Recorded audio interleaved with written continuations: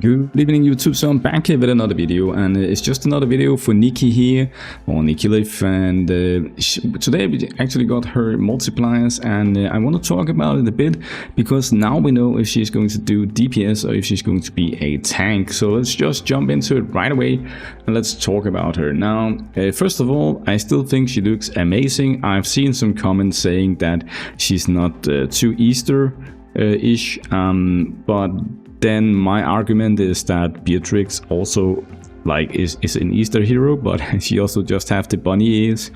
And I know Beatrix also has some X stuff going on her drums, but in my opinion, I prefer the look of Nikilith here instead of Beatrix, to be honest, because it's not that music doesn't really make any difference for me, but I just don't think the music theme of some of the limited heroes suits the game of Infinite Magicraid. I think the art style that Nikki has is a lot more Infinite Magicraid, but that's just my personal opinion. Obviously you have your own personal opinion, and everyone is obviously welcome to think what they want. That's just my take on this. Anyways, let's jump into it. So her basic attack here, we now know that it does 10% direct damage and 10% bleed damage on her basic, and she will pursue an attack with it every turn, every time she does a proactively skill cast actually. So it doesn't matter if she casts her Shielded Spear Thrust or her Burdensome Mercy, she will also be following up with that basic attack, which is great. It means you can, if you want, put some Combat Vanguard aura on her.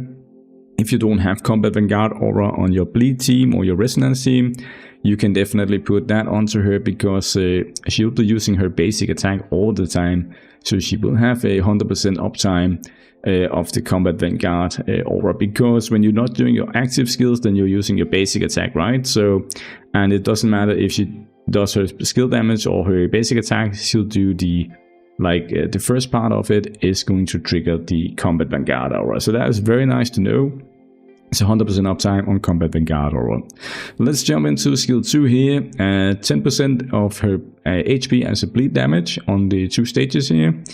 And the interesting part here is that the second stage inflicts Code 2 on enemies whose initial tenacity is lower than that of Nikki for 1 turn. Now, when it says initial tenacity here, that means the stats that you have on your character screen or your hero selection screen, that is initial tenacity. So it does not count auras in game.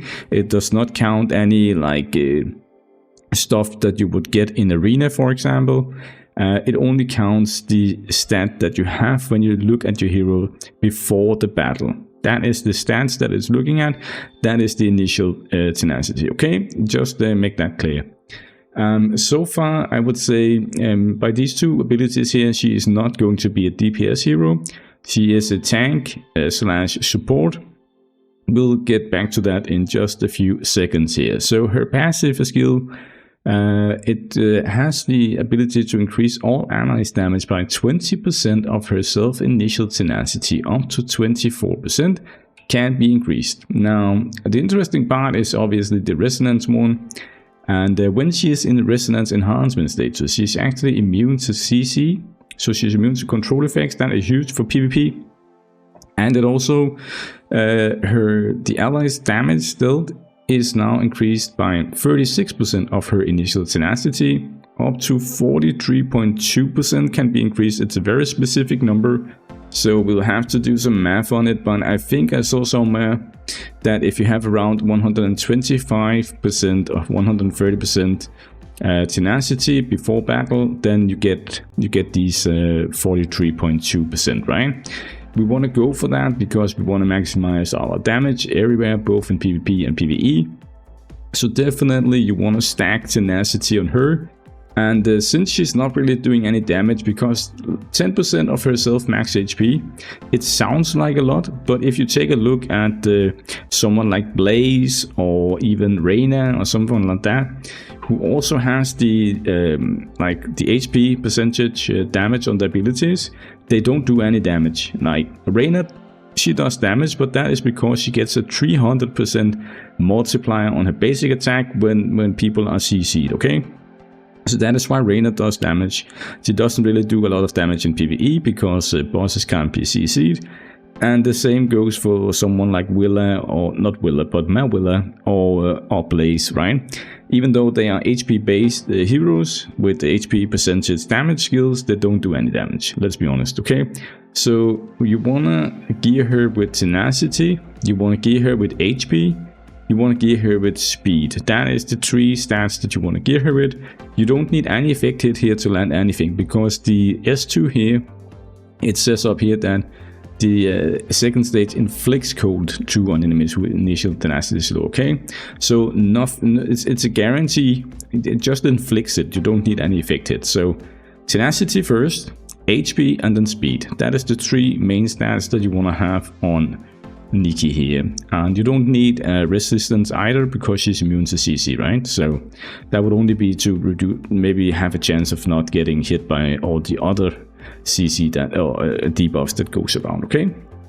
It also says here that grants all allies Shelter of Faith if the HP of an ally with Shelter of Faith is below 50%. Because of taking damage from enemies, the ally only loses 1 point of HP when taking any damage before the current turn ends. Not too sure how to read this here, but it sounds good. It sounds very good. It sounds like the Giselle Echo kinda.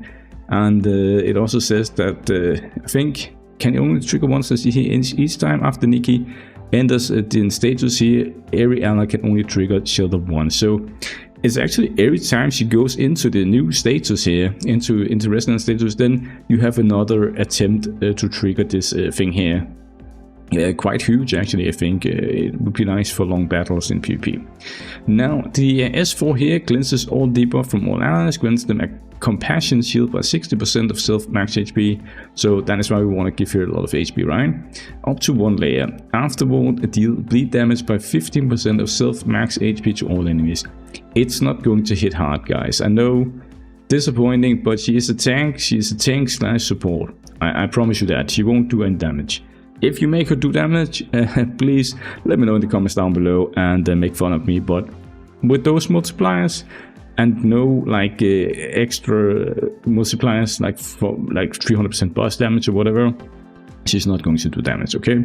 So just go for tenacity. Now it also says here that she'll enter the resonance enhancement status for 2 turns every time she uses this burdensome mercy here, and the cooldown of the skill cannot be affected by other effects. That is good.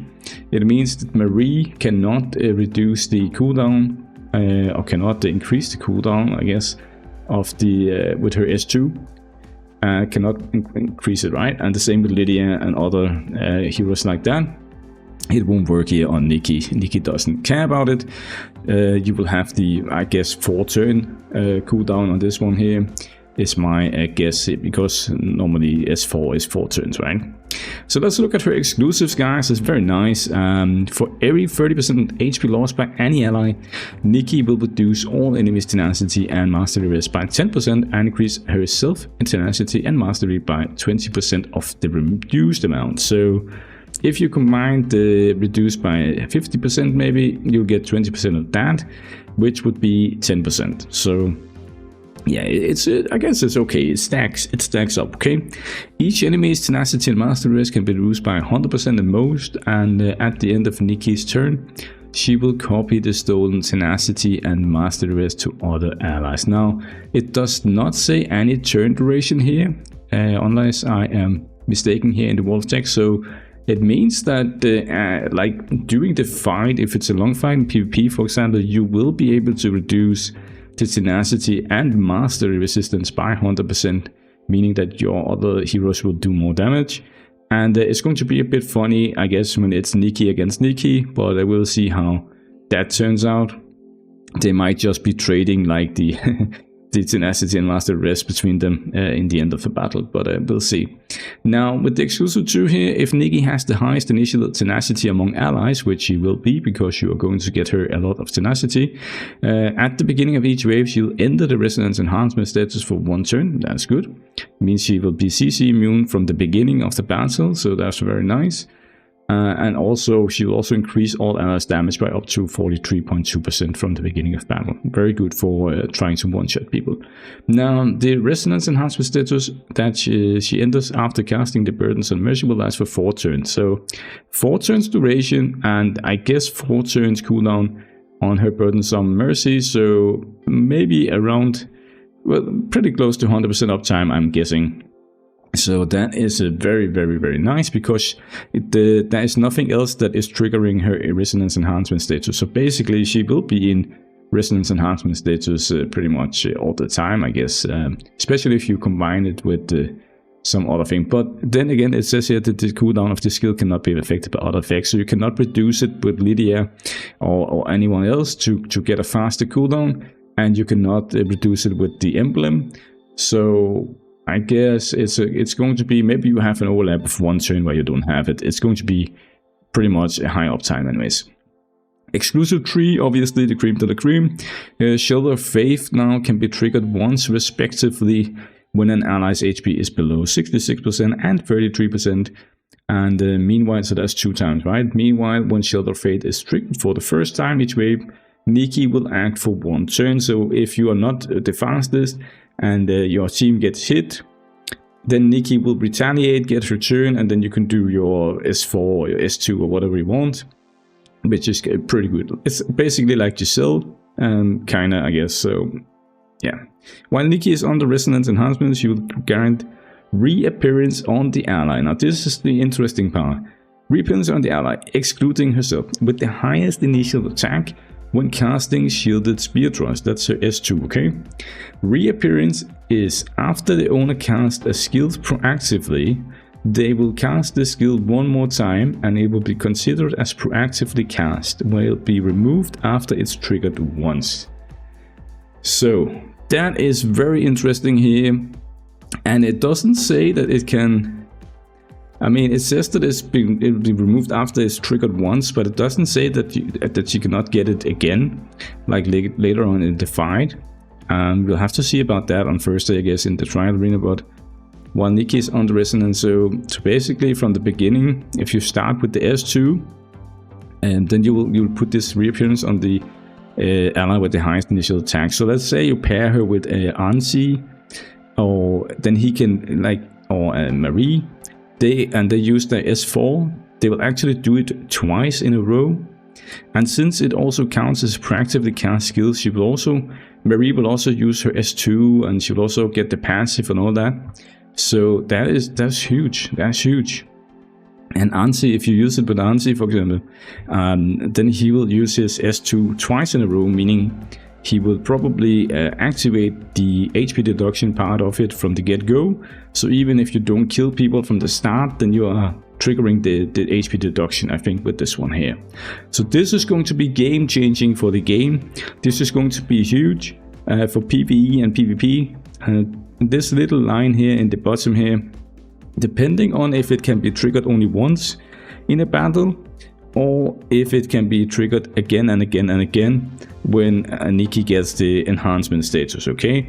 If that is the case, then it's going to be broken. She's going to be OP, and it's going to be game-changing for sure, because then you will have like double, it's not even a double turn, it's a duplicate of the skill that you're using. So you know how much damage that Marie's S4, for example, is doing. Imagine getting hit twice in a row by that amount of damage. You're going to die. You're going to die. There's no talk about that. So that is quite good. I think here to end off the video, we just need to see her animations here. So I'm gonna show that. Okay, one second. Okay, so I'm back here, and here we can see her animations. This is the animations that she has. I think this is the S2. It's like a shield charge. Looks very, very nice. And then we see the S4 here. It's a huge animation with big wings and a big nuke here, and it looks fantastic, I must admit. It's kind of a shame that she doesn't do a lot of damage, because it looks fantastic, okay? Anyways, guys, that is it for now. Let me know in the comments down below what you think of Nikki. What do you think of her skill kit? Are you going to pull for her? Let me know in the comments down below, guys. Have a nice evening. Cheers. Bye.